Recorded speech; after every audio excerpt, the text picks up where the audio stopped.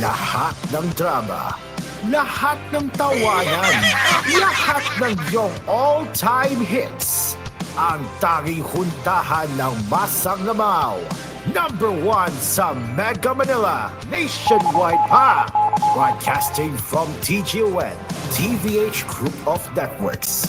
Dito lang sa inyong iisang himpilan. Cool FM. You are listening to Cool FM. Live from Cool Studios. This is koolNews at noon.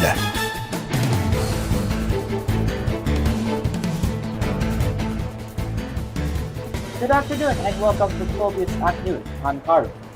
China once again fired flares at the Philippine aircraft, this time during the latter's patrols over Samora Subic Reef and Scarborough Pandanak Shoal in the West Philippine Sea. Confirming reports about it since Friday, the National Task Force for the West Philippine Sea NTF-WPS said the flares were fired from Samora Reef and targeted Bureau of Fisheries and Aquatic Resources BFAR's Sana 208B Grand Cavan plane on Thursday, August 22. The People's Republic of China launched flares from their militarized reclaimed island in Samora Reef within the territorial sea of Pag-asa Island, the task force said in a statement on Saturday. The B-4 plane was tasked with monitoring and intercepting poachers encroaching upon the Philippines' exclusive economic zone and the territorial seas of the maritime features constituting the Calayan Island Group, the task force noted. While the B-4 was conducting the routine patrol, the PRC unjustifiably deployed flares from Samora Reef, it further said. China took up possession of Samora Reef in 1998 and is now running a fully functional military base there, the Philippine Navy said. Samora Reef is inside the territorial sea of Pag-asa Island, a maritime feature beyond the country's exclusive economic zone. Also, during another patrol at Pandanak Shoal last Monday, August 19, the same B-4 Sana 208B Grand Cavan plane also encountered flares and what the NTF-WPS called dangerous maneuvers from a People's Liberation Army Air Force fighter jet. The PLAAF Chinese fighter jet 63270 engaged in irresponsible and dangerous maneuvers, deploying flares multiple times at a dangerously close distance of approximately 50 meters from the B-4 Grand Cavan aircraft, the task force said. The Chinese fighter jet was not provoked, yet its actions demonstrated hazardous intent that jeopardized the safety of the personnel on board the B-4 aircraft, it also said. This is not the first time that China fired flares at a Philippine aircraft in Pandanak Shoal. On August 8, two Chinese Air Force fighter jets shot flares into the pad of the Philippine Air Force NC-212I plane and made dangerous maneuvers during the patrols in the shoal, the Philippine military said. Beijing's actions in the West Philippine Sea are based on its belief that it owns almost the entire South China Sea. It continues to reject a July 26 Bureau award that effectively dismissed by its claims and favored Manila's assertions over the disputed waters. China's 9-dash line, which became 10-dash line in its 2023 released standard map to incorporate Taiwan, overruns the West Philippine Sea, including the Philippines' exclusive economic zone. Manila elevated its case against China's claims before the Netherlands-based Permanent Court of Arbitration in 2013, or a year after its 10th standoff with Beijing over Pandanak Shoal, a lagoon controlled by China.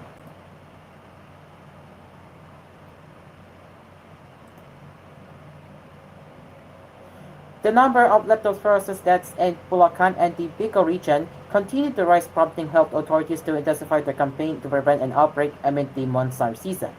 The 6 leptospirosis deaths recorded in Bicol came at a time when the region is faced with another death health woe, a 40% rise in dengue cases from January to August this year, compared to the same period in 2023. In Bulacan, the deaths from the disease caused by the Leptospira virus from the urine of infected animals have risen to 14, up from 5 just over a week ago, according to the latest report from the Bulacan Provincial Health Office. According to PHO Chief Edwin Texon, the 9 new deaths were recorded from August 11 to 21, noting that the city of Maygunayan had the highest number with 3 deaths, followed by 2 each in the city of San Jose del Monte and Obando. The other fatalities occurred in Balagtas, Bulacan, Kalumpit, Guiquidao, Hagonoy, Marilao, and Pundi, with one death in each. Before this period, the WHO had recorded only 5 deaths since the start of the year, all of which occurred between June and August. The total number of leptospirosis cases in the province from January 1 to August 21 surged to 146, a 68% increase compared to the 87 cases reported during the same period in 2023. The affected age range has widened from 7 to 79 years old to now include those from age 5 to 81. But the fatalities mainly involve individuals aged 15 to 19, Texans added. To combat the spread of the disease, the WHO has distributed 500 boxes containing a total of 57,000 capsules of doxycycline as both preventive and post-infection treatment. These were provided to residents in towns and villages submerged in floodwaters for over 3 weeks in late July due to Super Typhoon Karina in the southwest monsoon that hit Metro Manila and Central Luzon. WHO Education and Promotional Officer Patria Calvaro Castro emphasized the importance of wearing boots and keeping surroundings clean, particularly in areas with standing floodwaters. Flooding in Marilao and Ayan reached up to 3.66 meters of 12 feet on July 24 at the height of Karina. In Bicol, 6 people have died from leptospirosis infection from January 1 to August 10 this year, according to the Department of Health report on Thursday. 2 of the deaths were recorded in Masbate province, while Albay of Camarines Sur, Camarines Norte, and Catanduanes recorded 1 death each. Throughout the region and within that period, the DOH recorded 65 cases of leptospirosis. The DOH reminded the public to avoid swimming and submerging in contaminated water or flood water or use boots and gloves when it could not be avoided, to drink only clean water, ensure proper disposal of waste, maintain a clean surrounding, and wash with clean water when exposed to potentially contaminated water or flood water. Health officials in Bicol also advised the public to take precautionary measures this rainy season due to rising dengue cases in the region. The agency logged 715 dengue cases from January 1 to July 13, marking a 40% increase from the 512 cases reported during the same period in 2023. According to the DOH, 2 dengue victims died in Catanduanes, 3 in Sorsogon, and 1 each in Albay and Camarines Sur. The onset of the rainy season has led to a spread of breeding sites for dengue-carrying mosquitoes, the DOH said. Dr. Francis Garrel Gomez, officer in charge of Legazpi City Health Office, said they already started forums in different villages to inform the public on the prevention against leptospirosis and dengue amid the rainy season. Starting next week, we will conduct meetings to ensure preparation for the La Nina phenomenon and to check the availability of medicines in hospitals and local health offices, Gomez said in a phone interview on Friday.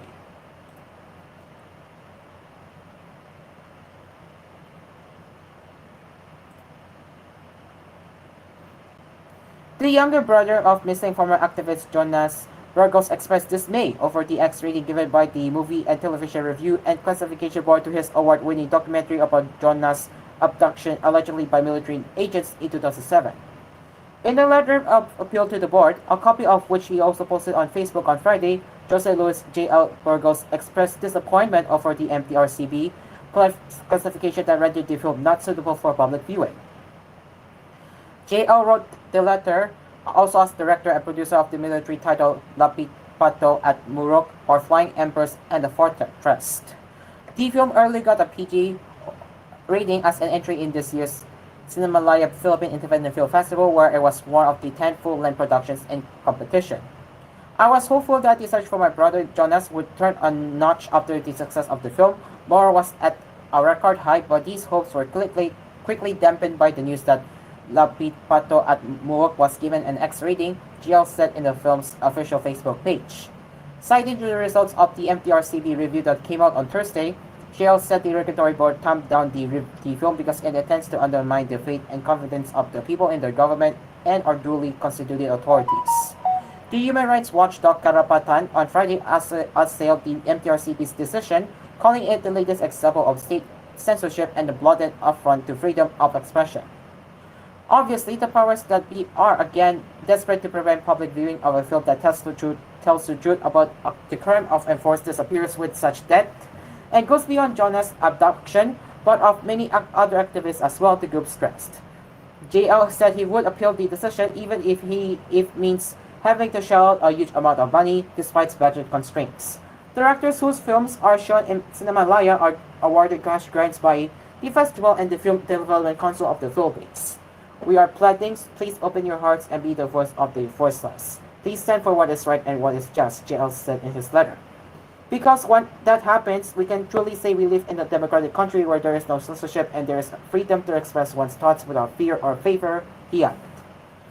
The director-producer voted to comply with the processes required for another review, including the submission of documents of the Jonas Vargos case that they are asking from us.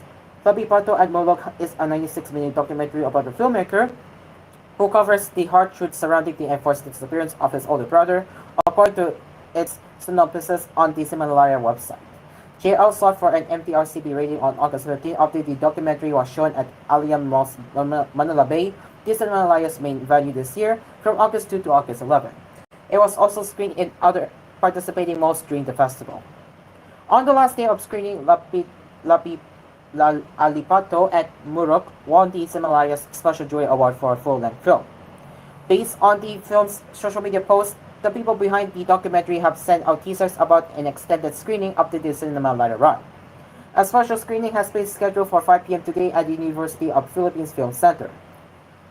In 2007, another documentary titled Rights, a 20-minute anthology also about Jonas Burgos' abduction, initially received an X rating from the MTRCB. It was later revised to an R13 rating.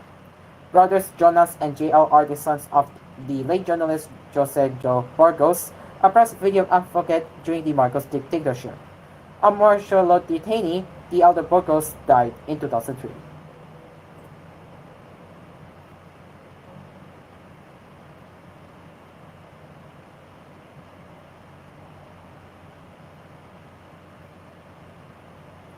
It is now 12:12 in the afternoon and koolNews at noon. We'll be right back.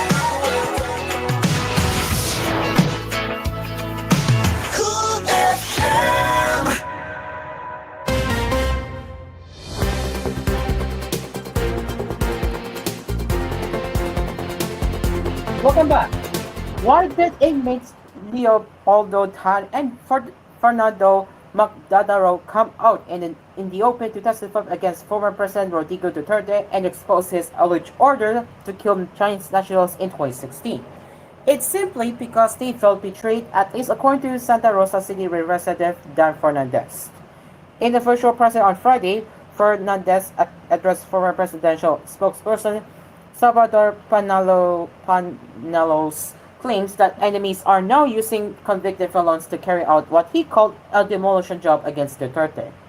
Pan and Magdadaro are detained for killing three Chinese nationals inside the Davao Tunnel and Prison 4. They were invited to the lower chamber squad committee hearing on Thursday where they exposed Duterte's alleged hit order. For his part, Fernandez believes Tan and Magdadaro were motivated to speak up due to feeling betrayed. Don earlier said they were promised money, specifically 1 million pesos each for him and Magdadaro for every Chinese national killed, and freedom. What happened is that the promises to them were not fulfilled. Instead of 3 million pesos, they were only given 2 million pesos, said Fernandez. These people felt like they were betrayed, and then they saw that the administration of President Duterte was over. They saw that they were still there, and they took the punishment that they were told to accept. Perhaps what happened was that they were frustrated and angry, and they saw that they were investigating this issue, so they found an opportunity, he emphasized. Surigao del Norte 2nd District Representative Robert A. Barbers, who was leading the Quad Committee's hearings, said they thoroughly looked into what Tan and Magdadaro could contribute to the investigation. Barbers even admitted that the Quad Committee was very surprised upon knowing that they have such reports, leading the committee to allow the two to give their own account of the story. In the same interview, when prodded about where they located the two witnesses, Barbers disclosed that they were introduced by the Philippine Drug Enforcement Agency. Well, the one who came to us was the PDEA Director General, and he said that there were individuals who wanted to testify about the extrajudicial killings of PDLs who were imprisoned and convicted because of drugs during the previous administration. And these witnesses are said to have been involved in extrajudicial killings during that period, said Barbers. The two who testified yesterday are already in the minimum facility, meaning they have already served a big fraction of their sentence and they will soon come out of prison. We didn't say anything. That's why we gave them a chance, because they didn't ask for freedom. You saw what they said yesterday. What was the reason? What motivated them to speak? It came from them, said Barbers. Barbers pointed out that it was hard for the witnesses to tell the truth and speak against their interests because that would mean admitting their crimes.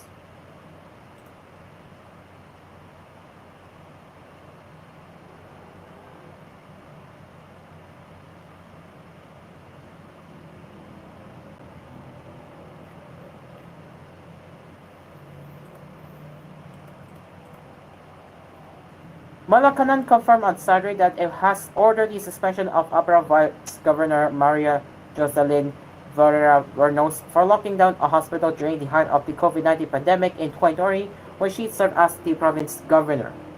Executive Secretary Lucas Bersamin confirmed the suspension to reporters. When asked if the order was confirmed, Bersamin simply replied, yes. In a statement issued on August 22, Valera Bernos condemned the 80-month suspension imposed by the Office of the Deputy Executive Secretary for Legal Affairs under the Office of the President.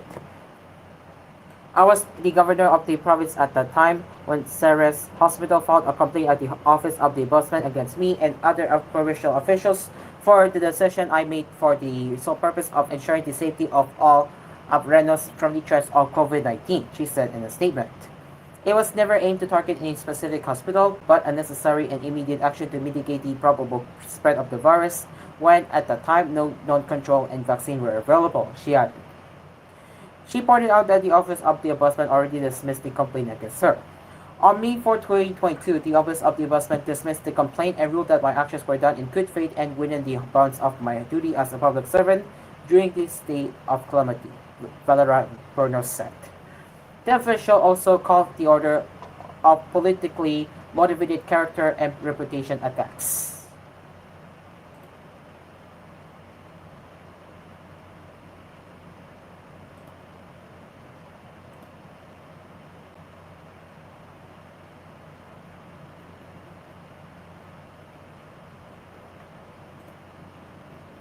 And now let's get into the business. The Philippine peso would likely sustain its rally that had brought it closer to the 55 per dollar level amid expectations of more dovish signals from the US Federal Reserve that may weaken the greenback. The local unit ended a shortened trading week with at 56.333 on Thursday, 16% centavos stronger than its previous finish of 56.5. Local markets were closed on Friday because of the holiday. Robert Dan Roses, chief economics at Security Bank, said the peso tracked a regional upswing after the Federal Open Market Committee released the minutes from its July meeting, which showed a broad agreement that a rate cut by the Fed in September would likely be appropriate. And more dovish remarks came out in Fed Chair Jerome Powell's Jackson Hole speech, which was said would increase the selling pressure on the dollar and bolster Asian currencies like the peso. Any dovish till post-Jackson Hill symposium should also weigh on the USD further and strengthen the PHP, he said. Ruben Carlo Asuncion, chief economics at Union Bank of the Philippines, shared the same view. This strengthening will continue amid likely more dovish comments from the US Fed, including Powell's Jackson Hole speech, Asuncion said. At its August 15 meeting, the PSP kicked off its easing cycle with a 25 basis point cut to the policy rate, a first in nearly 4 years. The decision brought the PSP's target reverse repurchase rate to 6.25%, with Governor Eli Remola Jr. saying there is a room for one more 25 basis point cut either at the October or December meeting of the central bank. What made the PSP's easing action stand out was that it was done ahead of the Fed. Despite the bold move, analysts had expected to see only a slight weakness of the peso. For Union Bank's assumption, the local currency may feel some pressure as we are toward import season at the tail end of the year. Meanwhile, Bank of America now expects the peso to end 2024 at 56 against the dollar, stronger than its previous forecast of 57. With the Fed cutting cycle likely commencing soon, PHP could still appreciate versus USD over time, which would keep PSP relatively comfortable on foreign exchange moves, BOFA said.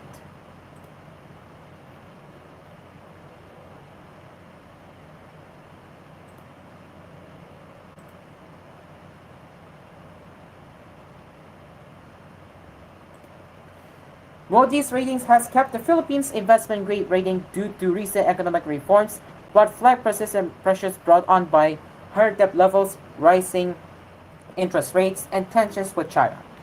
In a statement on Friday, Moody's Ratings affirmed the country's Baa2 credit rating with a stable outlook, meaning changes in the rating are unlikely in the next 18 to 24 months.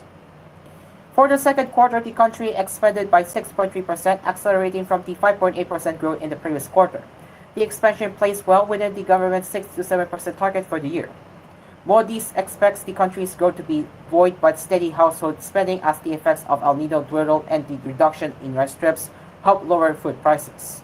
To add, investments and increasing exports are expected to contribute to robust expansion, supported by a recovery in electronic exports, gradual increases in business processing outsourcing revenues, and a rebound in international tourism. Despite this, Moody's highlighted that the ongoing geopolitical tensions with China also pose a risk to the rating. The rating also considers weakening debt affordability amid higher interest rates and weaker Philippine peso, Moody's said. Moody's said that debt affordability is expected to worsen over the next 2 years, despite the central bank's recent policy rate cut. The Monetary Board last week cut its policy rate by 25 basis points, reducing the key rate to 6.25%. This was the first rate cut in almost 4 years, or since November 2020, during the height of the pandemic. Meanwhile, Bangko Sentral ng Pilipinas Governor Ali Ramon Lona Jr. welcomed the credit rating, noting that the central bank is balancing its efforts to maintain a stable price, which is essential for ensuring steady and sustainable economic growth.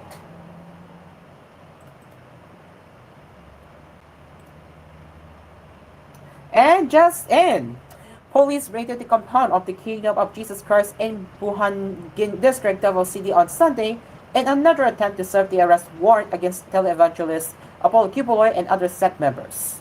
The accused are facing charges of child abuse and human trafficking. Kibuloy's arrest had been ordered by courts in Davao and Pasig cities. According to Major Catherine De La Rey, Spokesperson of the Davao Police Regional Office, the police raiders assembled outside the compound at 4 a.m. and gave the compound administrators 30 minutes to open the gates so the law enforcers could enter. The police warning that those who obstruct the service of the warrants would be arrested. It did not take them 30 minutes to open the gates to the compound, De La Rey told reporters. De La Rey said the raid is based on an intelligence report that Q. Poloy, who admitted that he went into hiding in last February, is just working in the KOGC compound.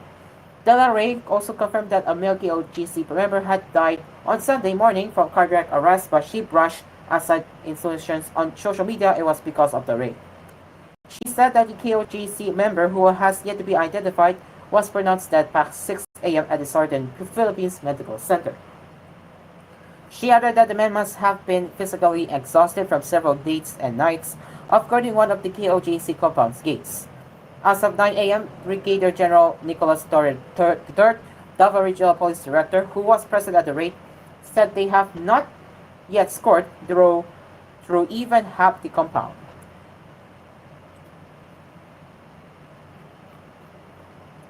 And just before we go, unfortunately, we will not be having Gusto Ko Sabado today due to the absence of Mark Morales, and Mark Morales is likely busy. So, after the koolNews at noon, we will likely have a music automation until CSM Musica at 2 p.m.